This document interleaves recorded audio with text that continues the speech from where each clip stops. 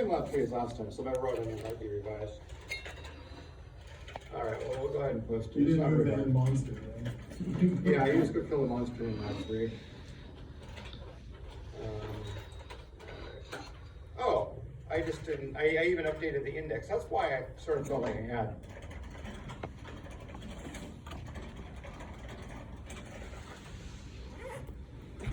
I did update the file, I just didn't actually put the right version on there. Oh yeah, so I brought this one out on Friday because I felt like we were too late to be assigning one that was due on Wednesday, just in case anybody has a life or is gone doing something. Yeah, this is lab 3, and so you just go into the server some way. You don't have to write a client for this. Writing a client will be a project, not a lab.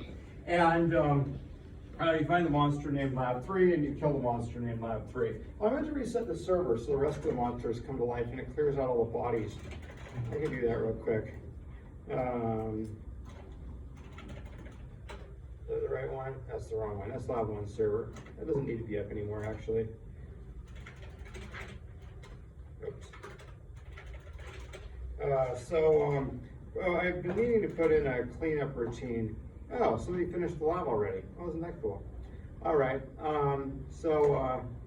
Yeah. All right. We'll restart it. The lab 3 monster is different than the other lab 3 than the other monsters. When you kill lab 3 immediately pops back up. That's so that somebody else can finish the lab too. With that behavior where it kind of pops right back up to be killed again, sometimes people have been like, oh, did I really kill it? It's still alive. Well, yeah, probably. You should get a message about it. And of course, if you really wanted to, you can check the alert log and see who's been in there and done that. Which I guess means you can kind of see that if anybody else has done it. But since it's not a recorded grade, it's not actually protected by FERPA. FERPA only applies to recorded grades. So if you were to, for example, say a grade that wasn't yet recorded, it's actually not covered by FERPA, weirdly enough.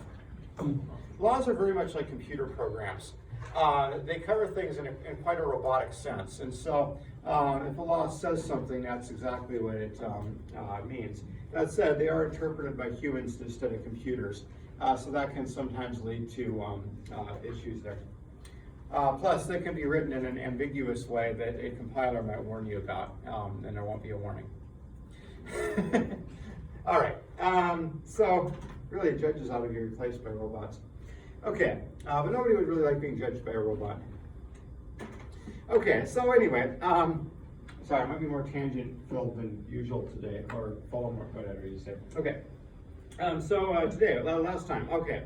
Oh, we had a bug. Let's talk about the bug. So there was a program, and I said I'd debug it, and I forgot to debug it. But I actually did go debug it finally. And it prints out the lurk version, basically. So it's this lurk version 1, and if I go ahead and build lurk version and run it, and actually give it a computer to connect to, it'll go ahead and connect to the lurk server, and it'll find that it's connected to a version 2.2 lurk server with 0 bytes of extensions. Cool. That's what it is. All right, so we looked at this code a while back and wrote it, and it did not work. All right, the reason that it did not work is this line here is supposed to perform an assignment, but it had 2 equal signs, and so it wasn't doing that. So I kept being puzzled that readline was 1 down here. And the reason it was 1 is it hadn't changed here, and so it was still whatever it was from like up there. Okay, a lot of times bugs come down to this sort of thing. I thought that it might have to do with my lurk server and its version sending, but it didn't. The lurk server was sending it fine. It was just that one little silly bug. Okay, I think I noticed it because I checked to see if extensions were actually set correctly, and they were. And so then I was wondering, well, how did the extensions get set correctly if we didn't receive them from the server? And then I finally noticed that it was a double equals. Okay, so that grabs versions, and we could grab other packets the same way, but when you're writing a client, we set up kind of like that. Okay, that was thing number 1 that I was supposed to do. Thing number 2 I was supposed to do is take care of some of the data structures and busy work in this chat server. And we go to chat 2.0, I've got to build the chat server. If I run it, it starts. I don't know if it works or not, because we haven't made the client for it yet. But it does in fact start running. Okay, so if we look at chat server.c, oh, I should explain to it, I started the protocol. All right, so here's the protocol for it that we did last time. I did make one addition. I added the sender when a message is sent. I was realizing that that might actually be really handy to have if you're displaying the list of what's been said, like who has been said by. I was thinking before that maybe the server could just go ahead and put it all together in this one message, and the client could parse it out if they wanted to. But clients might display the person sending the message quite differently depending. You could, for example, have a client where it's got a configuration screen, and if you want to, you can set it to just go ahead and color code names and then leave off the name and thus save a fair bit of screen space. Maybe that'd be odd. Or perhaps you want to have it take the name and then replace people with like pictures that you think represent that person in the configuration. I don't know, you can have stuff like that, right? We're not going to do anything like that, that's complicated. Anyway, so the sender's separate, so that can be done. And if the client is just going to display everything without doing that, then that'll be fine. All right, so that's been added. Other than that, this is exactly the same. I should probably say length bytes instead of question mark, because question mark makes it look like we don't know, when in fact, if we've read length, we do know how many bytes this is, which is the entire point of having length. All right, this is the protocol, very similar to what we did before. In chatlib, I did change, I added the send message function. This is just a helper function, it sends messages. We use some of these things to you know, I could do that differently because I'm in the text editor. I could just grab the mouse and scroll up. All right, never think of that. All right, so there's so sending a message. With the new system, you have to send the sender as well as the actual message. So we're gonna have a message length, and that's the length of the message here. This is strlen to give it. And then we have the message type, which is a text message. And so then I'm actually writing each of these four things individually. You can do this, or you can put it all into a buffer and write it once, or I guess you could put it into two separate buffers and write it twice if you wanted to. You can send it in whatever series of writes you want to. And this one is just writing each of the four pieces individually. You have to be careful. This behavior can encourage more packets to be sent, which on the receive side can cause read to terminate, but we've talked that one to death. All right, so they send the type, and then the sender, and then the length, and then the message. Now, each of these times, I'm checking to see if we wrote the expected number of bytes. And the reason for that is if the client were to disconnect, then perhaps we wouldn't send the right number of bytes. If they disconnect in the middle of this and we keep trying to write to them, that could cause a problem. We'll get a signal for it, and our server doesn't handle that signal at the moment. We could handle that signal and not terminate. Anyway, we go ahead and give up if we're trying to write to a socket that seems to be closed or not working. All right, in each of those cases we return 1, which is just an error code to indicate that write or send message did not work, and we return a 0 if it did. I'm still in C at this point, haven't moved to C++ for anything, and so in C++ you get the Boolean data type, in C you don't. So in C, if you want to return an error code like this, you usually return an int. I suppose you could return something smaller like a char if you wanted to. All right, so that's send message. Read message hasn't changed, which is actually a bug because it doesn't read the sender.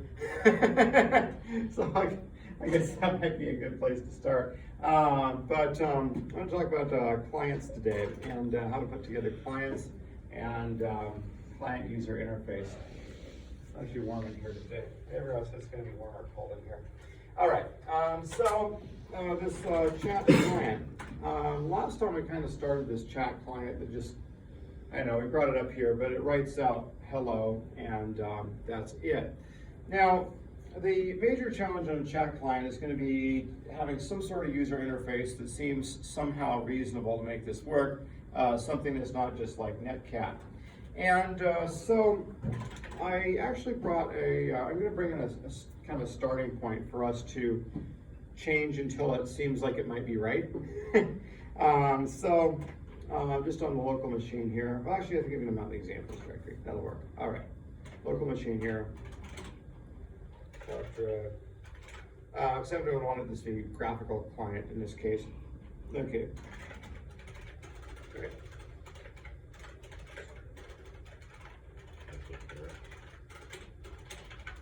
All right. Whoa, this. I stopped it. Oh, I stopped to yeah. All right, that's better. I sympathize with anybody that's asleep because I am too. All right, we got this thing mounted locally. I still have to camera and graphical things and forward them, but mostly I've been pretty lazy about installing any kind of graphical library on it since that's not really a major use case. All right.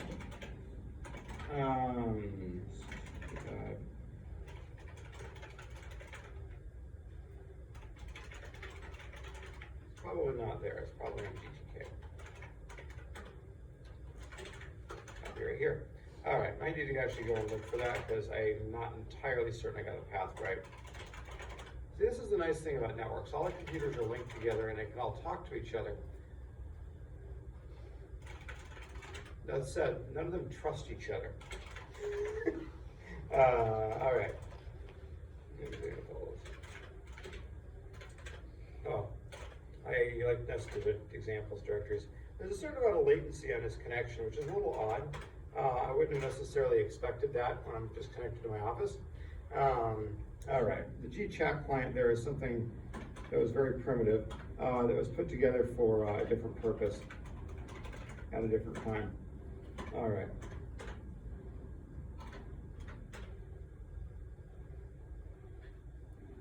Really have a lot of latency. Computer gamers are well familiar with latency. It's just the time it takes for a packet to make the round trip. Now, I actually have two different network jacks in my office to plug it into two fairly different locations on the network. I should probably be plugged into the one that works on this network here. For a long time, I needed to mount directories that were only available on the other connector, so that's one my computer's on. All right. This is the GStory client. Now, compiling this thing is going to be a little bit of a hassle. So let's go ahead and cross that bridge first. All right. And we just say GCC GStory client. We know it worked before, so I think it would work, except that apparently GTK isn't installed. Since GTK isn't installed, it's probably a good time to explain what it is. Unless you'd probably install a GTK dev or something.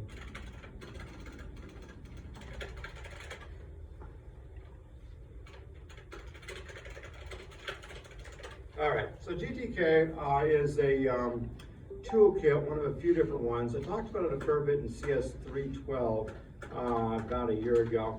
And so anybody there already saw how to use GTK-MM. I don't want to tie this class too closely to any particular client. I think I need to specify a version. I thought I saw that up there. Anyway. Version 2 and 3. Oh, it's a -3 -dev. All right.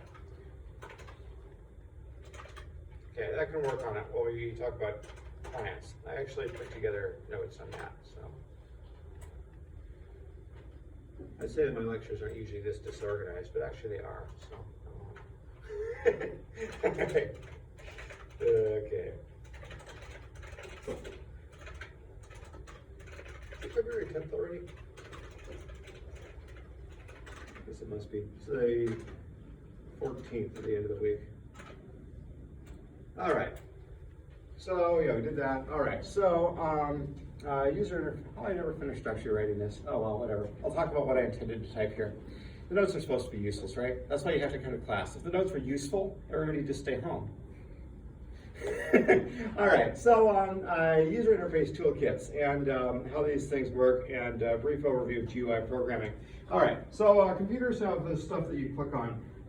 This was pretty big in the, it came in the 80s. There's an Apple system where people like to click on trash cans and things. On Unix side, there was graphical user interfaces from about 1980 or so. Xerox kind of came up with the idea, but they haven't been a big player in it. They mostly make copy machines. All right, so the graphical user interface has been around for a good while, and typically it's made up of little pieces. They're called widgets in GTK, and that's a pretty common name for them, I guess. You have buttons and windows and all that kind of stuff, and you can click on them and they do things, and there's like radio buttons and whatnot. All right, most platforms have a way to program the native widgets on that operating system. So for example, on the Windows side, there is the Win32 API, and this is how you typically program one if it was in, say, 1997 and you're programming a recently released Windows 95, which wasn't released in 95. After that, there's MFC, and MFC was kind of a masterpiece of object-oriented engineering, gone pretty loopy actually. It was interesting to program in. I did it for a while. You had objects, and then you had interfaces that were separate from the objects, so you could have an object present more than one interface and talk to it through either interface, like it was different things. Kind of like if you have a person, but they're like also a cow. But both of those are actually interfaces, and you're actually talking to like some other entity behind both the person and the cow. And so some of the methods on the person and cow do the same thing, but other ones are unique to each one. Anyway, so then after MFC, there is .NET, and .NET started then, but .NET is, it's been with us for a while. And then after that, there was Windows Presentation Foundation, and I haven't heard of that one anywhere, because that was about the end of my time programming in Microsoft APIs. That was in about 2000, maybe 4 or 5. I only covered maybe a 10-year span there, maybe less than 10, and they went through 4 different programming systems for graphical stuff. And near the end of it, I was working for Logos Bible Software developing user interface, and the funny thing is we weren't using any of those for. What we were doing is we'd embedded Microsoft Internet Explorer inside our product, and we did most of our rendering by generating a web page inside the product that you couldn't tell was a web page necessarily.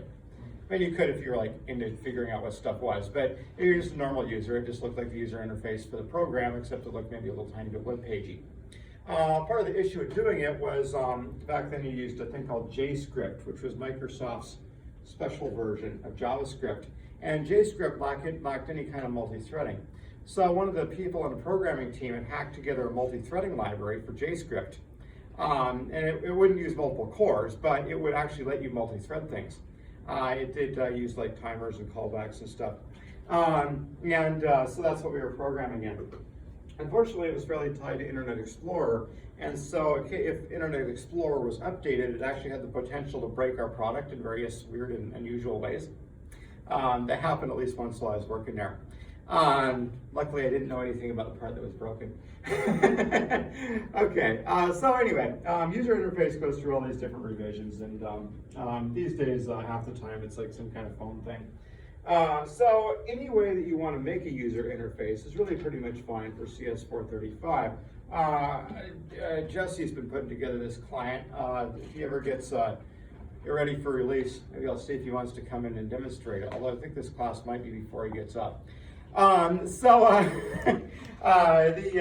he's using a web page for it. Basically, you connect to a particular port and on a software, and then it runs everything with Node.js in the background and generates a web page-based interface. That works perfectly fine. All right. So then on Apple and Unix, you've also got native widgets.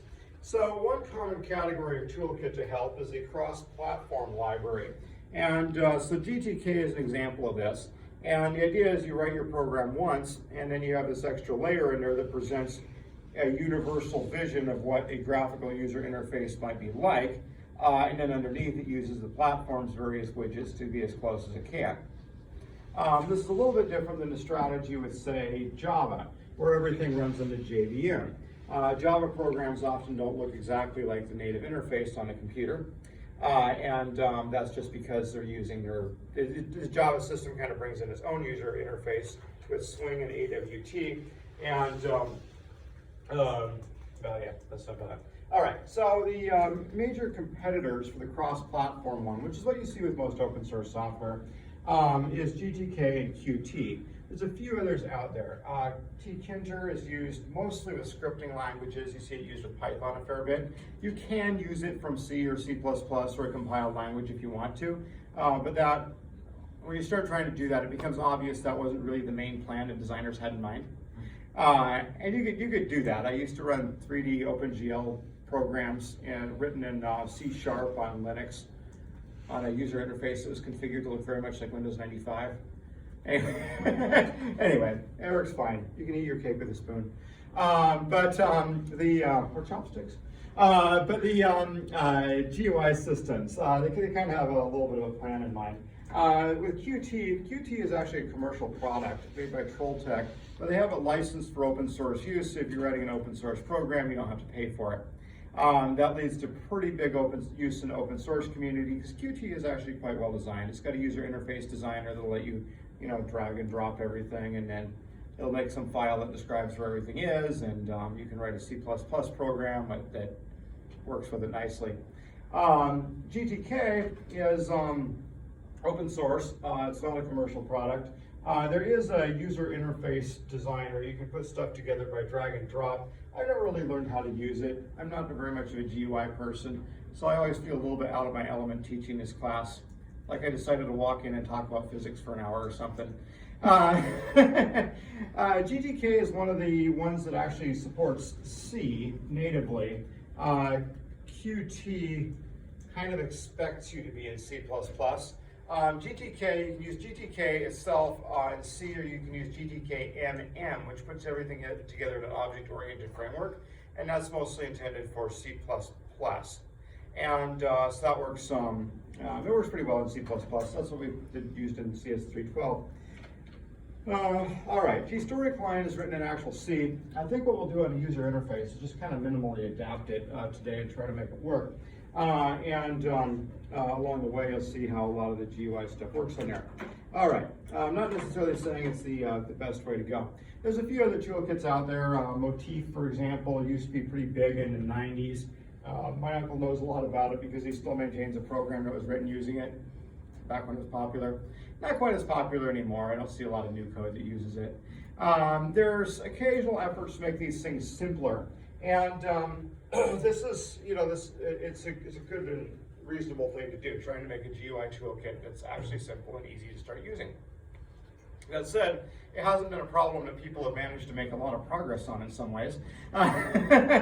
So when you use a GUI toolkit, a lot of times you'll end up being unimpressed because it seems like it's just weird and convoluted, and somehow you end up doing all sorts of things that are just really strange for what you're doing.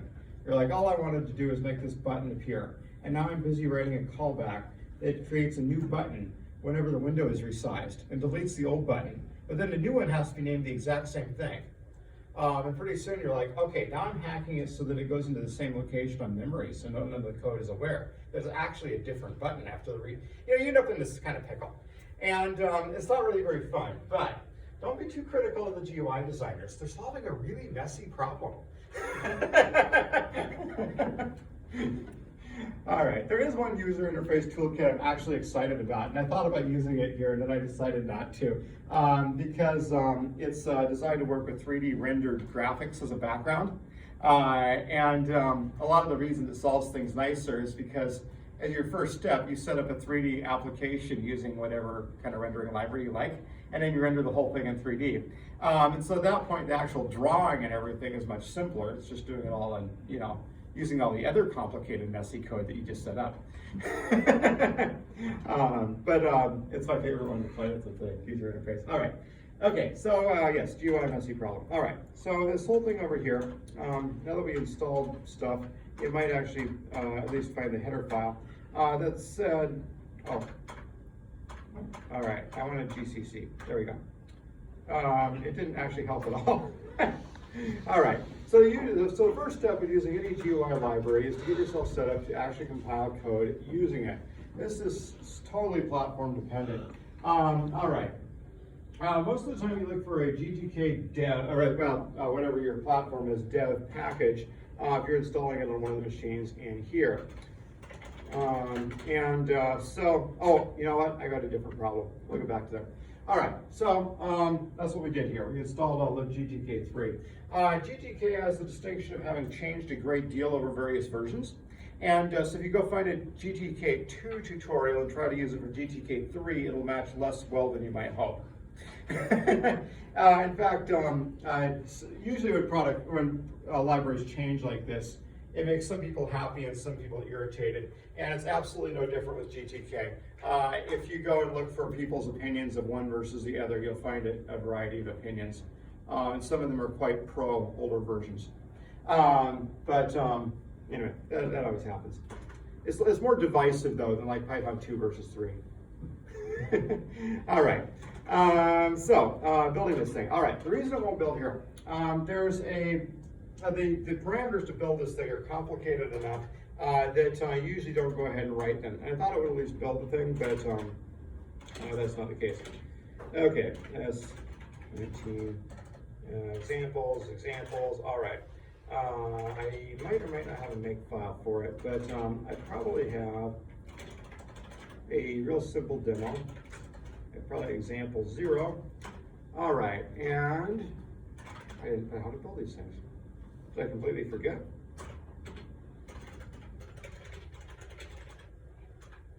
I think I did. Okay, oops. All right, well, there's a program that generates the parameters for these things. And I guess I must have just kept running it without ever encoding the instructions to build these things. Well, that was very daft of me. All right, did I continue that with GTK&M? Which I did. Yep. All right, so we'll refer you somewhere else. All right, so with the when building things, like with pthreads, you have to say gcc-pthread, and then whatever you wanted to build with the pthreads library. It's the same way for a lot of these other things, but the problem is they end up being rather longer. So you end up using a program to, it's not in that one, put all of the options out for it. I bet you I got an example. I know what an example is. It's not CS-435. Is that? TKG-config. That's the one. Yeah. Yeah, I wanted to go find a little example of how to use it, which I think is in CS-312. We could start. Nah, let's go find it. All right.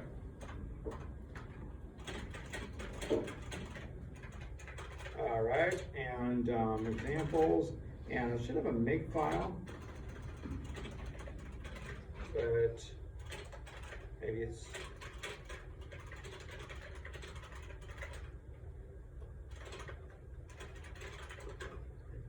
Hey, there's an example.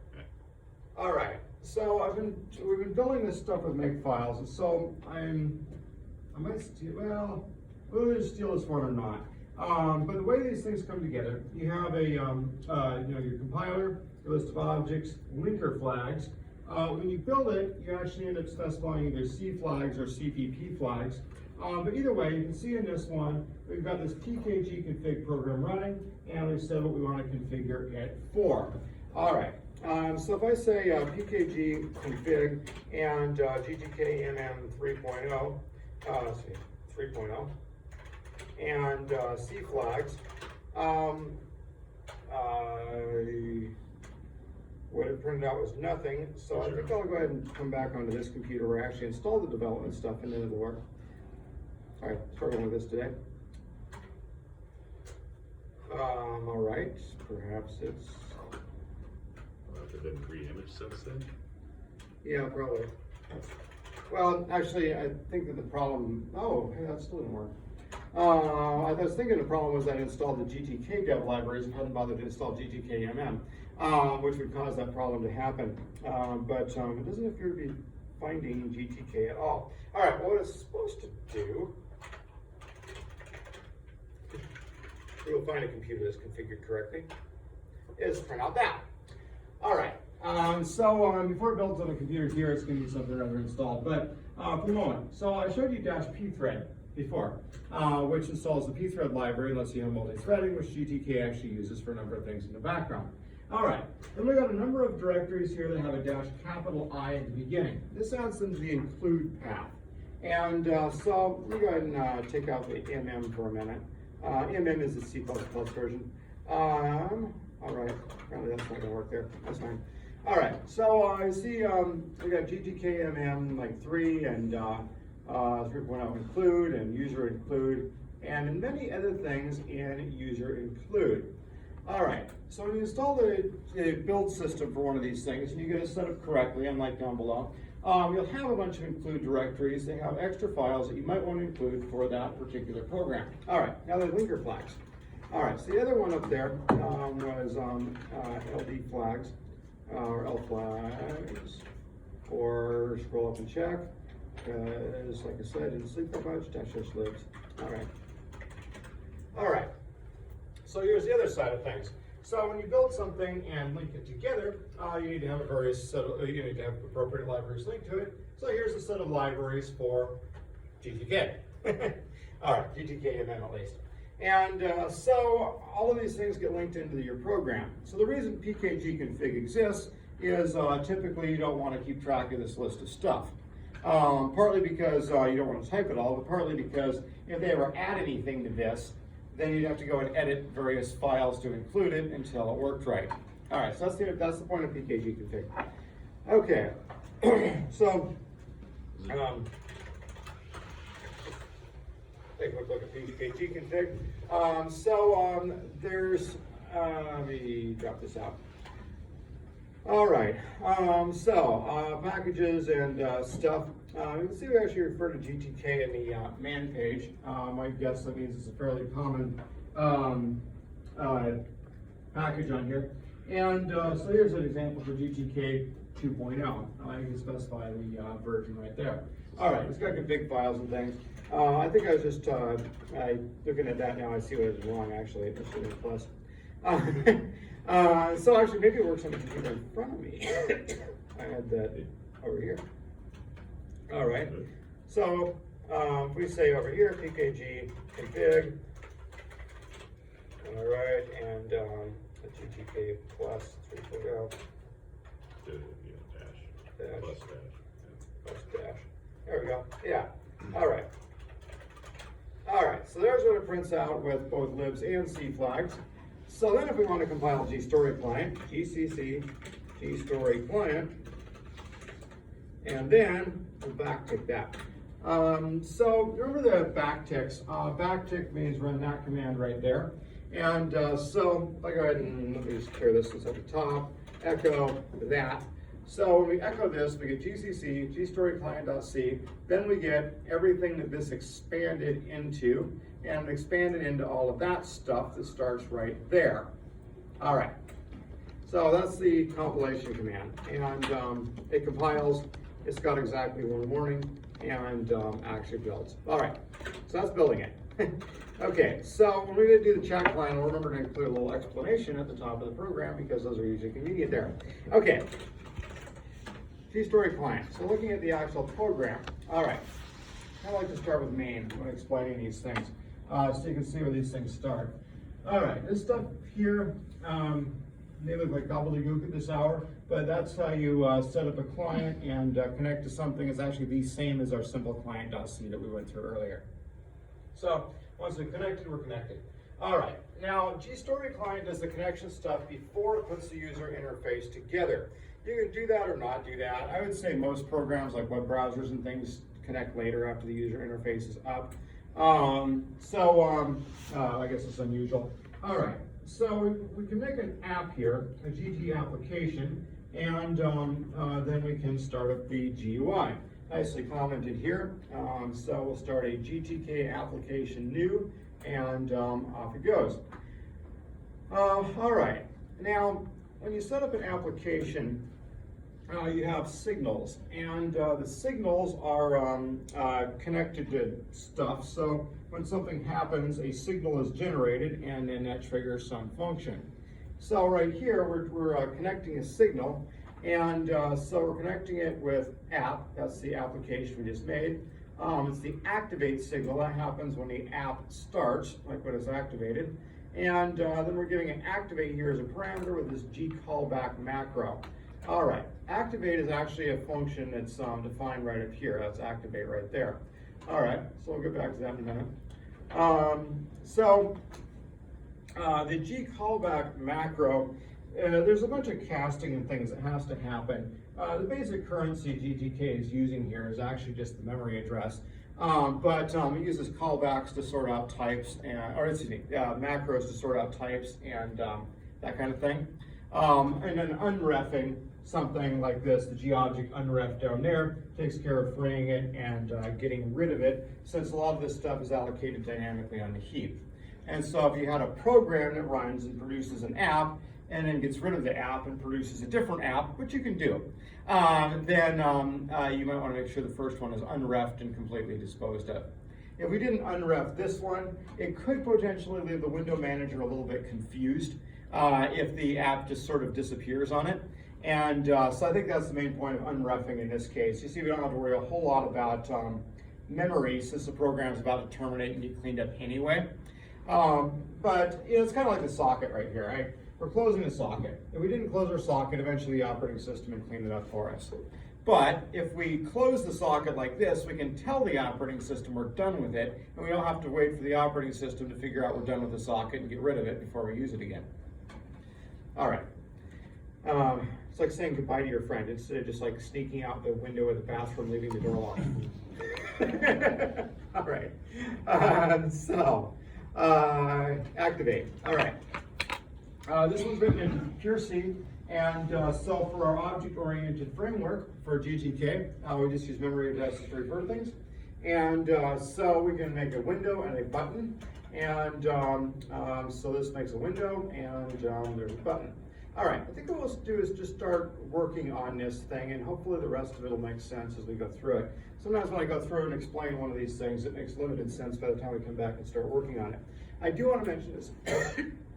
Listen for updates before we go too far.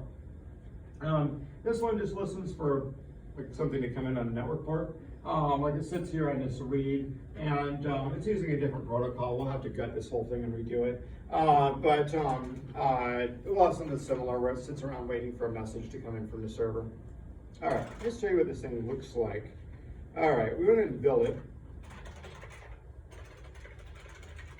A little concerned it's going to crash immediately if I connect it to like a Lurk server. Oh, it actually started. All right. So it has a text box here where you can add things. It allows a collaborative story. You can write a story in collaboration with other people on the server. And so you can write something there, some part of the story. And then you can send the addition. But of course it's not going to work, so we're not connected to the right server. And I think that might have caused another problem, perhaps. I don't know the path through the program exactly. All right.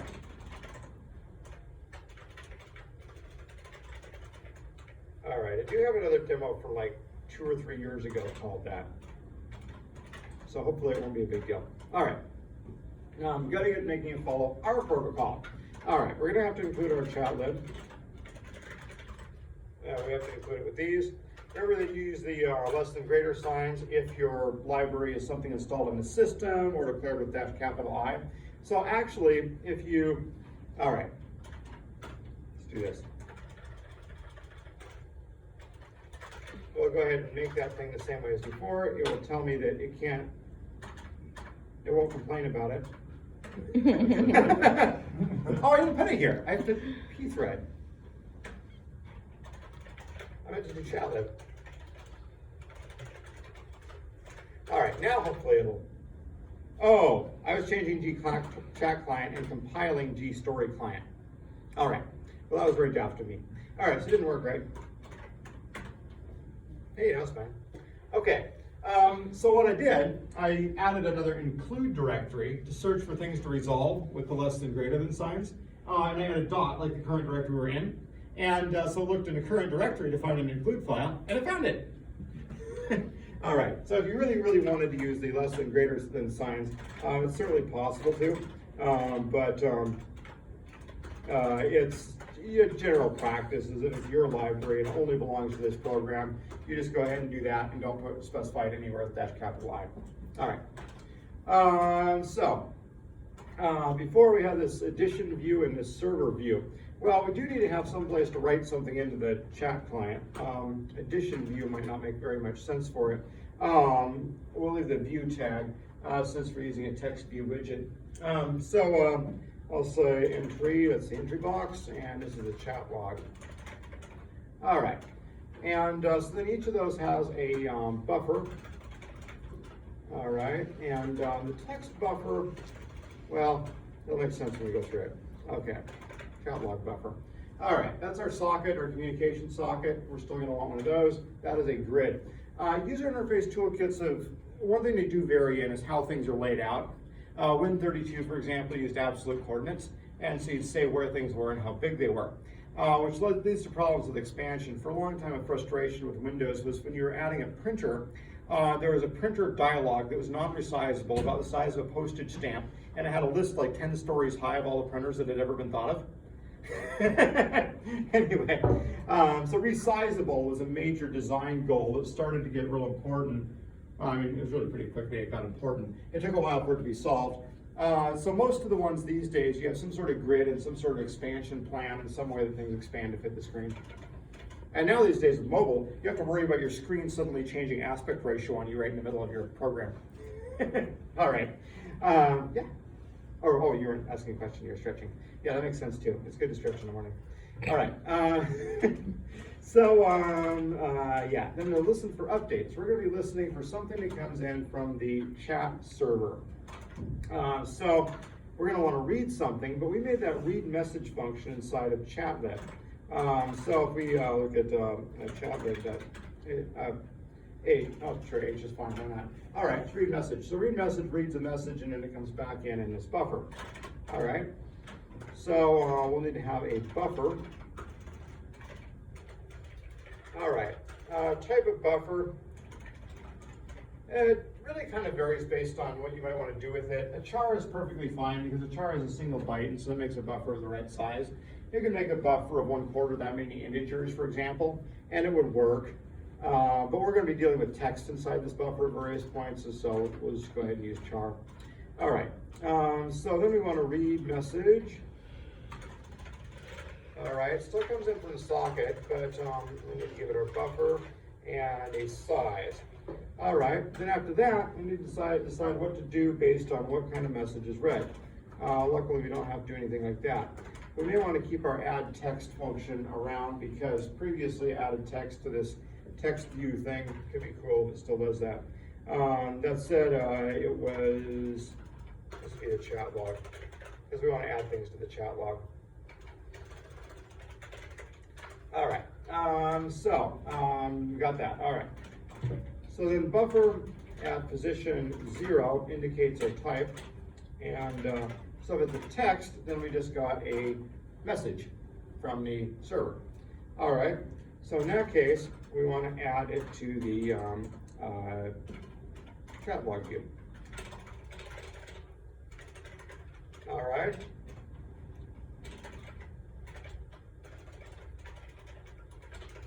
Another thing could be as a user. The server sends a user whenever anybody new joins, and so maybe we want a notification.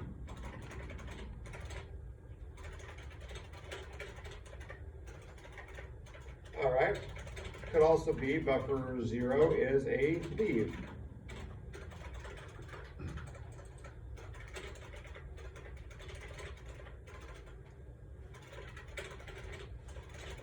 All right, the last type of packet was there are 4 of them. Text, user. I'm too sleepy to teach this class. Just go to sleep. All right. There it is, name taken. All right, could be a name taken too.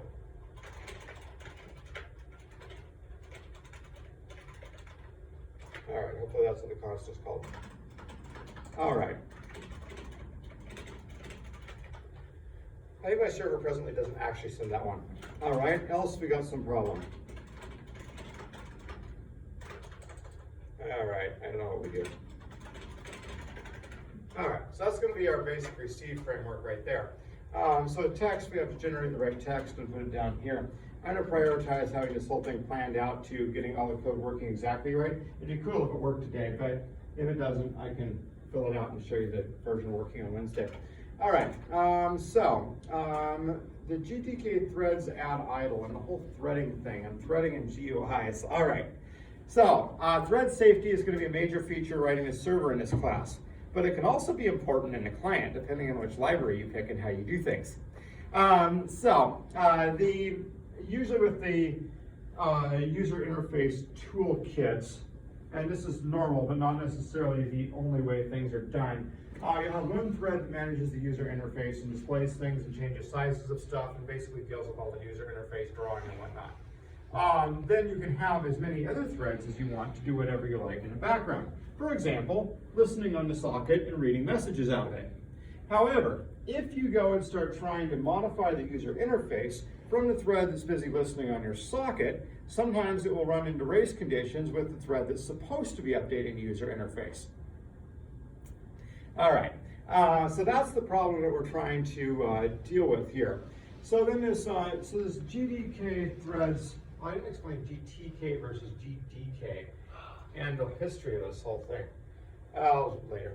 All right, so the GDK, not the D, not a T, GDK threads add idle. We go ahead and set up this add text function to get run at some future point by the user interface thread, not by this thread. Keeping everything in one thread on the user interface avoids having to track everything with mutexes and whatnot. If you only got one thread that's ever allowed to modify the user interface, you really don't have to worry about most of the race conditions that could result, since a thread isn't going to have a race condition with itself. So in order to do that, the main problem is you got to then use that thread, the one thread that's allowed to modify the user interface, to do everything involving modifying the user interface. So when I say GDK threads add idle, we're adding a task for that thread to do when nothing else is going on, where it will add that particular text. All right, so it needs a function as a callback. Here's the function for the callback. I believe this 0 is the parameter that comes out here, but we're not using it up here. And it returns an int. It's just like a status code, like was everything okay? And so this adds the text that we want to add, which I guess it better be in story. Ours is not in story. That's the text that we want to add. That's where it needs to go.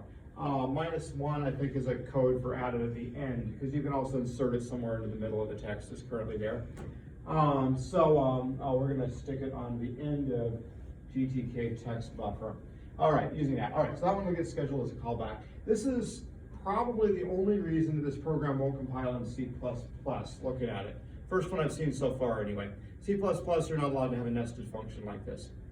You have to define your functions all the way out in the scope. Unless you use Lambda and make a function that doesn't have a name either. So it's just normal named functions that can't be nested. You can actually have nested functions.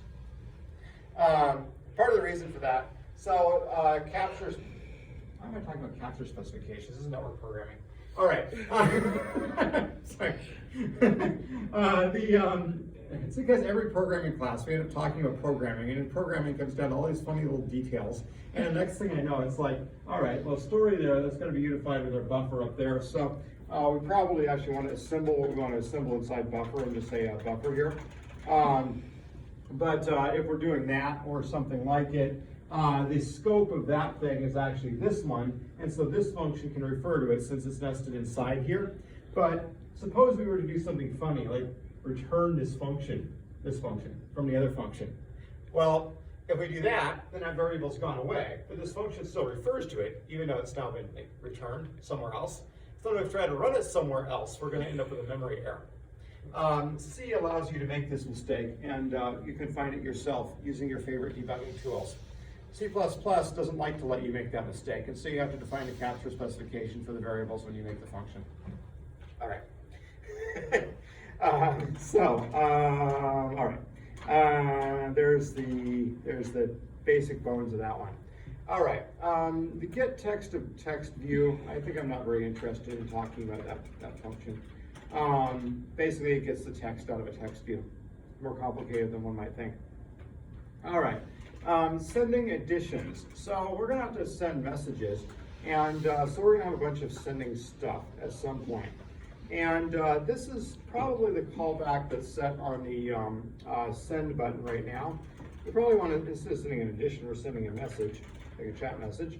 And so we're gonna have to get a text, and then I think this is just in there to let us know what's going on, which I guess we could probably leave.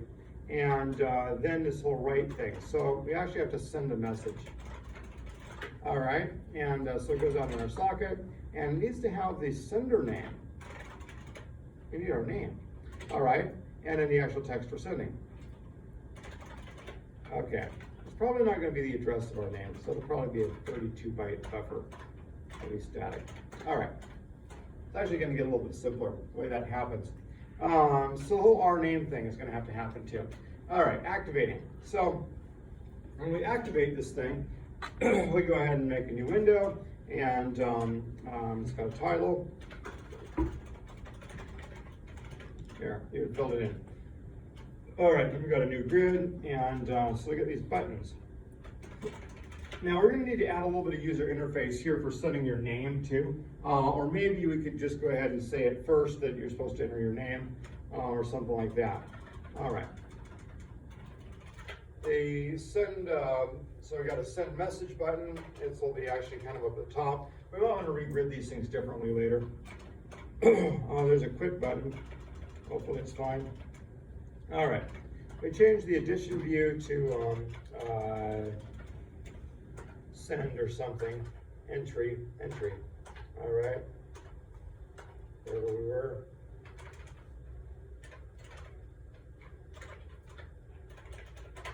There we go. All right, so there's our entry one, and I guess I could have searched and replaced it, which would have actually been more effective. So, yes, probably specify something different. All right. So this should change the thing around. So now we've got the entry where they enter something, and we'll say write your chat message here, and I'll go ahead and do it. All right, this is a chat log here.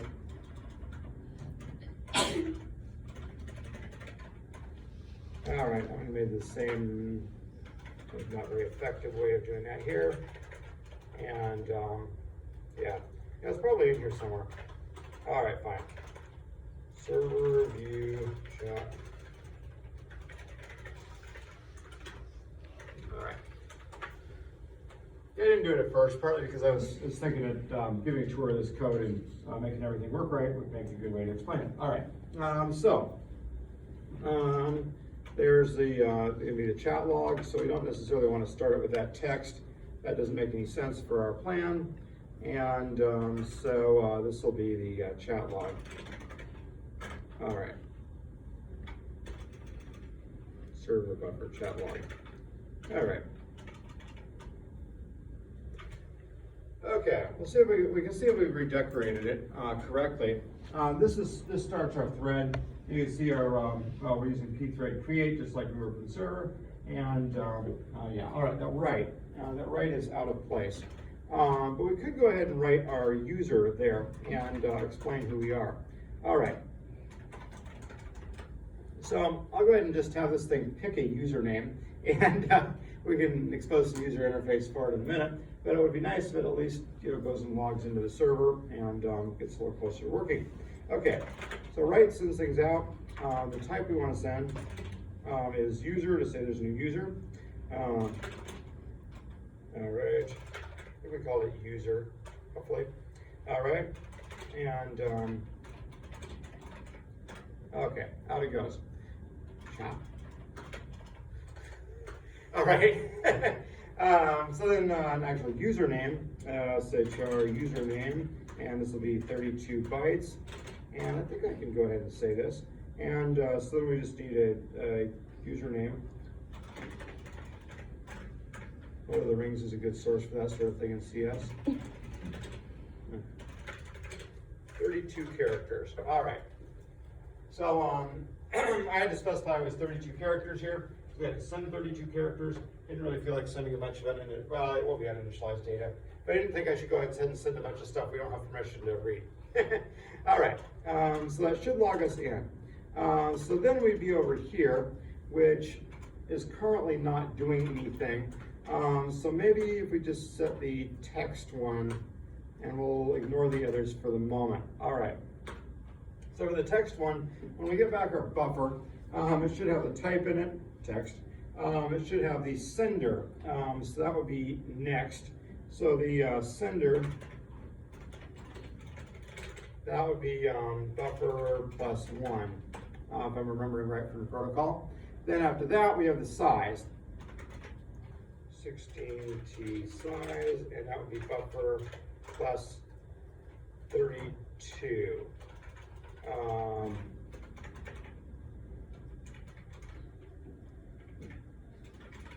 right. And then after that, we got the actual message. Was 34. I'm saying chat instead of char. All right. So this divides our buffer out. This is one way to do it. Another way to do it would be to make a struct and cast the buffer to our struct type, and then each of these things could be a field, which is in some ways more graceful than this. All right, but either way, the basic point here is if we take our protocol, you can see for a text, we've got 1 byte there, and that's type 2. Then we got the sender, that's 32 bytes, and the length, that's 2 bytes, and the text. So instead of just saying buffer, and doing all these additions all the time, if you go ahead and pull it apart up here, then you can make all of your various fields and just go ahead and use them like names instead of trying to remember oh yes, 32 bytes into the buffer for this thing. And the major problem thing here is usually when you're setting up a network protocol to be parsed like this, it's very common to make a mistake in the number of bytes. And so it's kind of cool if you put them all in a row here, so that if you make a mistake, you can adjust the rest of them easily, and you can maybe find your mistake easier, and kind of leave that as something that's almost configurable in a way.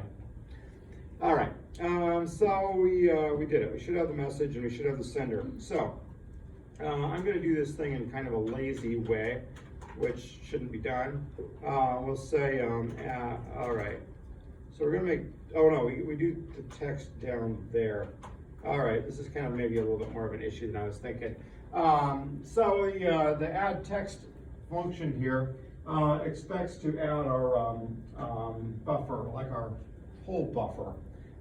So maybe I'll just modify this. Because if we did the message, we can make a separate one for messages. That could work. All right.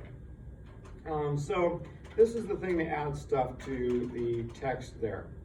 All right, I'm going to go ahead and grab this whole thing here, and I don't remember if that's important or not. I hope not. All right, put that up there. All right, so we'll go ahead and define. So I'm becoming concerned about one thing here. Here's the thing I'm concerned about. When we do this, we set up this function right up here, right? Then we say, go ahead and run it later. Then we let our variables go out of scope right up here. See where that could be a problem? All right, I think I don't like this plan anymore. I think we're setting ourselves up to have a shaky and unreliable user interface. All right, unplan that one. All right, so maybe I should, that's our read buffer, we read things into. All right, we'll go ahead and make a next message one. I realize we're wasting another 64K. Don't worry, the user interface setup is wasting plenty of memory for us. We're not a major competitor. Oh, it's 16, I have to put 64. All right, we'll just sprint up this one together. All right. All right, maybe SN printf this one together, we can be careful. All right, so we'll say %S, that'll be the sender. We'll say colon, then we'll say a space, and then %S, the actual message, and we'll make sure we new lined it. All right, sender message. All right, then the size of our buffer there is 1024 times 64. All right. So then down here, we just have to print out next message. Now, if you're looking at this in an eagle-eyed sense, you might notice that I have not actually prevented an erase condition. I made it unlikely to occur. Because if messages were to be received fast enough and the user interface were to be slow, it could be that we come up and start doing the refill here and changing next message before add text is actually ran. There is a way to take care of this. We could say up here something like, well, make a variable char done, cap done, and down here say while not done, you sleep, say 100 microseconds, and then in here we could say done equals true, so like we're done, and when we're about to run this whole thing, we could say done equals 0. So that would stick us here waiting until add text is actually run before we receive any more messages. I was going to delete that, but now that it's actually solved. All right, this is well not done, so we need to start done out at 1, so we passed out the initial time. All right, fine, we'll just leave it. I guess it's solved now. All right, wait, you thought I was going to use a mutex. You don't have to use a mutex in this because you're not trying to synchronize things. You're just trying to make sure you wait until something has actually happened for sure. And so there's not a particular requirement of it. All right. There we go. That should hopefully receive messages. All right, we don't receive notifications about users yet, or do anything else, but this might be good enough. Can it send? It might send. We might be getting close enough that it actually can work, potentially. Oh, there's one other problem too, that I know of. There are probably a lot of problems I don't know of, but one of the problems I do know of is we don't actually receive the sender here. So we expect to receive the message length at buffer +1, but now it's at buffer +32, and then we expect the read len to be at buffer +3, but it's actually at buffer +34, okay, other than that, that should be fine on the receiving. Okay.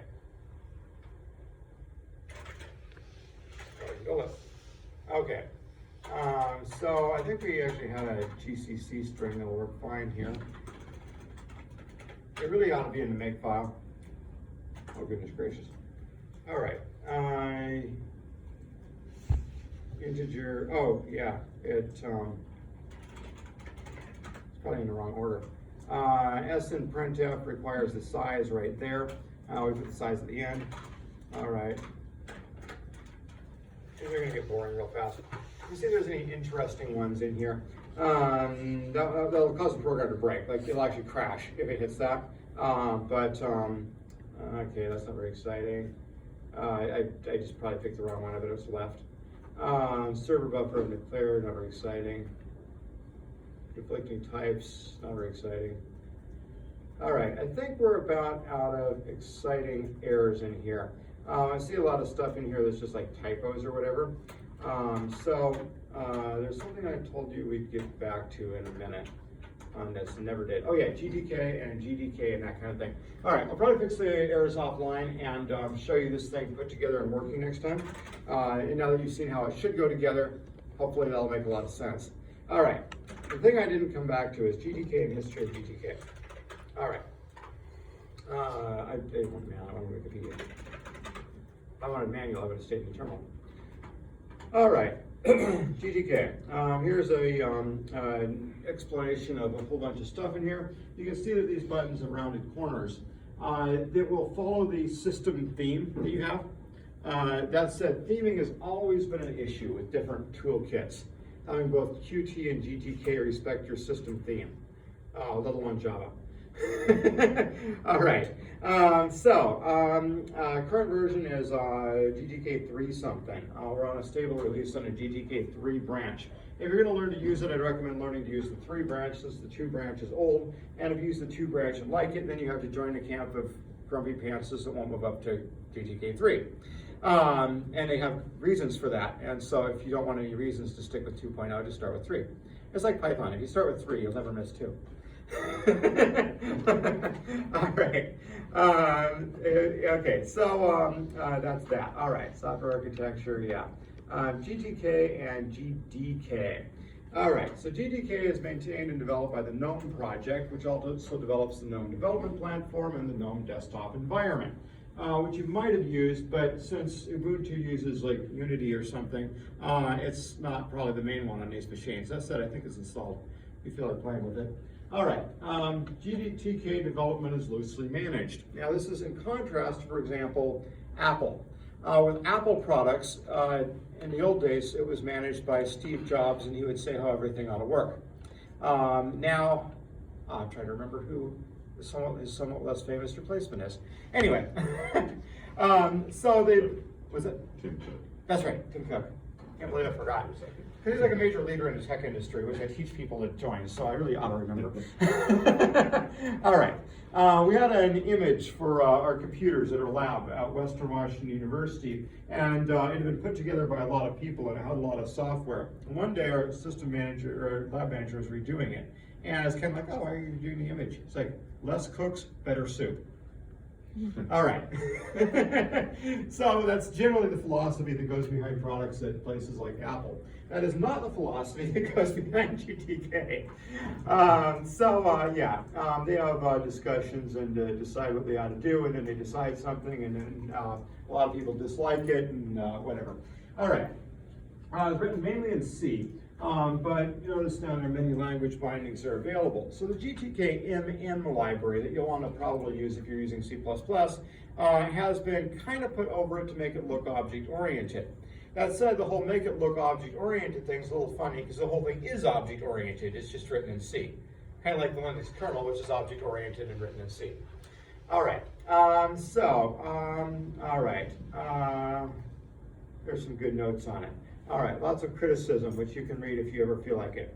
All right, we mentioned GDK, GDK to be written. All right, the GNOME development kit. All right, lots of mentions of it, but no little concise explanation. Fine, I'll do it myself. All right, so GDK handles a lot of the more back-end things behind the GTK. GTK, I know this is also formerly known as the GIMP toolkit. GIMP uses it, as you might have guessed from that. So it's the toolkit of like widgets and stuff, buttons and windows and all that kind of stuff. If you're looking for something that's more of a background thing, like thread management, that's where you'd be looking for a GDK prefaced function. So anyway, that's the usual distinction, and that usually works fine. So good luck with that. All right, documentation for it. All right, so if you search for like some function that we use today, we talk about GTK widgets. All right, some of these things might be in the manual, depending, like the demand manual that's on the command line. But if you go into here, so GTK widget mentions this as a base class for all widgets. How is that interesting? All right, then we'll have a bunch of functions that modify that. Remember, since it's written in C, what we're looking at is functions that modify it, not like methods of it. But they play the same role. You just have to call them differently. All right, so if you wanted one of these, GTK widget unmap. Hey, I think we actually use this one. This function is only for use in widget number. Okay. Causes a widget to be unmapped if it's currently mapped. Okay. Sometimes the documentation is a little bit sparse. You got to remember that. If you wanted it to be unmapped and you knew that, this documentation is great. If you weren't quite sure what it meant by unmapped, it's not. All right. So there you go. But anyway, so we'll go through and document each of these various things. If you want a tutorial, I'm sure you can find one. There's plenty of tutorials out there. All right. So this is kind of the main documentation area for it. The the official reference at developer.gnome.org, and I find everything there. That said, if you put this into Google, you'll probably also find various answers on like Stack Overflow. My GTK widget is not working. Whenever I open my user interface, my goldfish dies. You know, GTK has been pretty popular, and so it should be easy to find documentation. All right, did see a note down there that GTK 4 is in development, so remember everything I told you is going to become obsolete, and you're going to have to be one of the grumpy pantses that likes GTK 3 instead of 4. All right, this happens. Okay, I think that's about it for now. Remember to do lab 3. For lab 4, I'm thinking what we'll do, one of the complaints I've had in the class before is that it doesn't have enough work and that you need more programming assignments. No, seriously. A lot of people have said that they need something more simple to lead up to the client that you write for the network game. And so I think what I might do is think of something for the chat. My leading theory here is private messages. But if anybody has anything else that they really think should be in the chat instead, like you can send pictures or something, you know, I'm open to suggestions.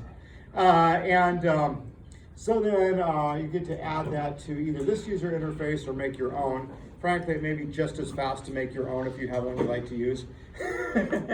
Especially if you write it in some scripting language or something that lets you do the whole thing in one line. Anyway, I expect that to be, lab 4 to be something like that, but I haven't actually written it yet. Oh, you know the future. All right, I'll get a project description posted at some point. I just got a few little details I want to think about, and so I need to schedule thinking about them sometime in advance. Oh, I grabbed the grade in the lab, and I don't think I ever emailed out the grades, so I'll try to remember to do that in like 10 minutes too. If I forget and you want to know your grade, you can always let me know. But the fact is, I didn't see anybody turn it in and get it wrong. So if you turn it in, then your grade is that you got it right, which is like 100.